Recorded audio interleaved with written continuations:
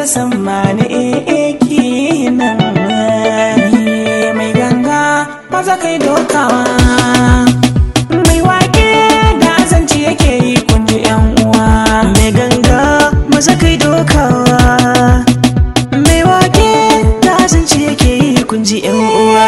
Mai ganga maza kai dokawa, mai wake da azanci yake yi kunji yan uwa.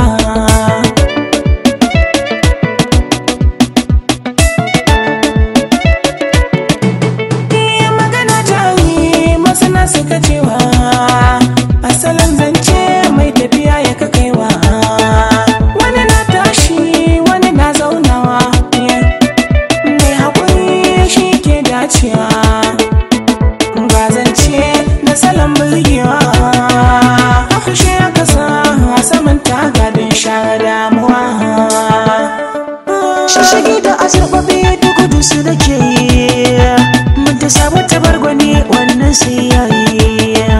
Kuce da sun so amo na gidansu yake yi, walla gara na an kare na guje ma bulaye, tunda na san matsayin maganar da nake yi.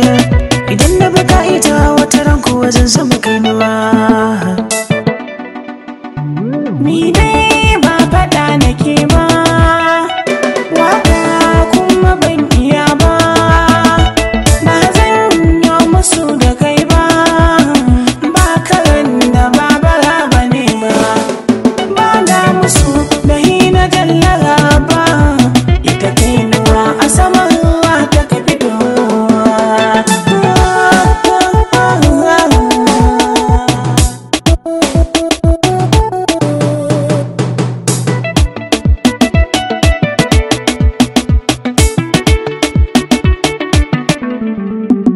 Mai ganga maza kai dokawa, mai wake da azanci yake yi kunji yan uwa. wani faɗin ne ko na ɗage kai ina gudun wata rana, don haka shirme ne wanda na rena zai iya shallake kaina. Rana kirge ne a yau da gobe ana iya cimma batuna, tuni na gane ilahu ne yake iya sarrafa raina. Rabbi makagi ne zai iya komai a cikin gobe na, yin haka sabo ne faɗa da ilahu ko kun san ba shi da riba. Sammani na gode mai duka, na rike alƙalami da yawaka, na kan tunatarwa nishaɗi duka, a waƙe na mu dukan tsaka, bar kallon mu kamu ma ƴar baka, gashin mu takobin mu kai rikewa. Tun fafiya ba ta yi miya ba, ko da jahila